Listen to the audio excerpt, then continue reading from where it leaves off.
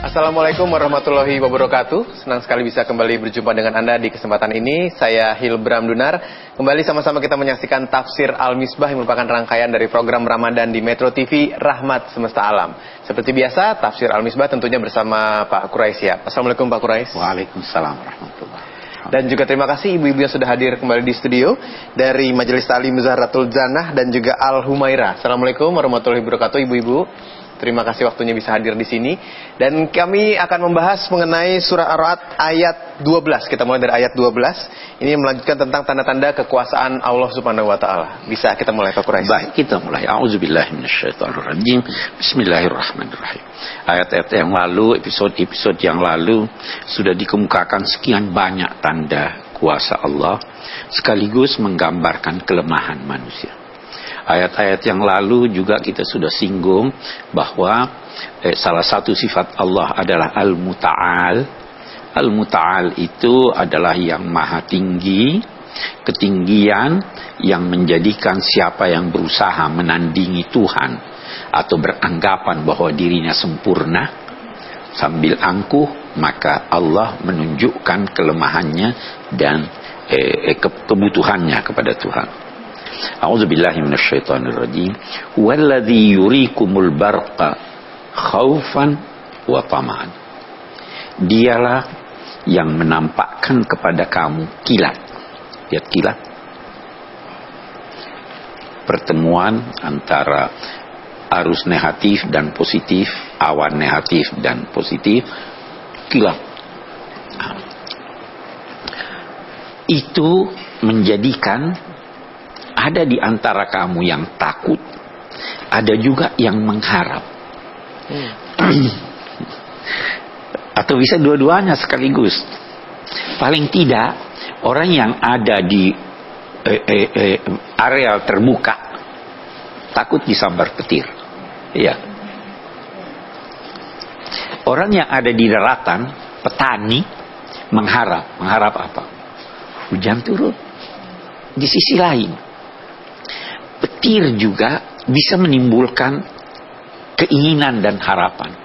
Sekarang ini sudah ada upaya-upaya manusia untuk memanfaatkan petir itu sebagai daya alternatif. Petir punya banyak manfaat. Apa misalnya manfaatnya? Itu air yang membeku di atas, kalau kena petir, dia pecah-pecah turun menjadi hujan. Petir menjadikan sekian banyak jenis tumbuhan semakin baik. Itu pengaruh petir. Itu Allah Subhanahu wa ta'ala ciptakan itu bukan hanya untuk menimbulkan rasa takut, tapi juga menimbulkan harapan-harapan dalam berbagai bentuk. Wa yunshi'us sahabas thiqal. Allah Subhanahu wa ta'ala juga yang menciptakan awan yang berat. Apa maksudnya awan yang berat? Awan itu seperti kehamilan. Dia mengandung butir-butir air. Semakin banyak butir air yang dikandungnya, semakin berat dia. Begitu dia sampai pada satu derajat beratnya, turun itu air. Angin menggiring awan itu. Butir-butir air yang ada di sekelilingnya digiring, dikumpul. Itu yang dimaksud. Dia yang mengatur itu. Kita berhenti sejenak. Manusia sekarang ada upaya menurunkan hujan ya. Iya. Itu betul bisa. Tetapi mari kita lihat, apakah yang menurunkan hujan itu dia yang menciptakan butir-butir air? Tidak. Sudah ada di atas, ya kan? Oke. Apakah dia yang menciptakan sistemnya? Tidak. Dia hanya memanfaatkan sistem yang ditetapkan Allah. Dia tahu, oh ini tergiring, maka dia lakukan hal yang serupa dengan itu. Tapi yang menciptakannya adalah Allah Subhanahu wa taala. Kita disuruh pelajari sistem itu untuk kita manfaatkan, dan itu yang dimanfaatkan sekarang. Mengalihkan hujan ke tempat lain, menurunkan di sini supaya katanya supaya Jakarta jangan banjir, lantas ada pesawat yang mengalihkan hujan dipindahkan. Itu upaya manusia, tetapi upayanya itu berdasar pengetahuan yang diperolehnya dari Allah dan pemanfaatan sistem yang ditetapkan Allah. Baik. Wa yusabbihu ar-ra'du bihamdihi. Itu halilintar, itu guru bertasbih sambil memuji Allah. Ini gimana nih bertasbih sambil memuji? Memangnya guru itu, halilintar itu punya kehidupan? Bisa bertasbih dia bisa bicara. Nah, bagus. Kalau ibu berkata tidak bisa, ada penafsiran buat ibu yang berkata tidak bisa. Malaikat bertasbih karena mendengar guntur. Kita bertasbih karena mendengar guntur atau tidak? Kita disuruh bertasbih, teman-teman guntur. Jadi seakan-akan guntur itu yang bertasbih, sebenarnya kita yang bertasbih. Itu orang-orang yang menafsirkan semacam itu yang sangat rasional. Saya mau berkata begini lagi, kita lihat di Quran. Kita ambil dulu yang mudah-mudah. Itu tumbuhan merasa atau tidak? Ya, merasa. Jadi dia punya kehidupan yang beda dengan kehidupan kita.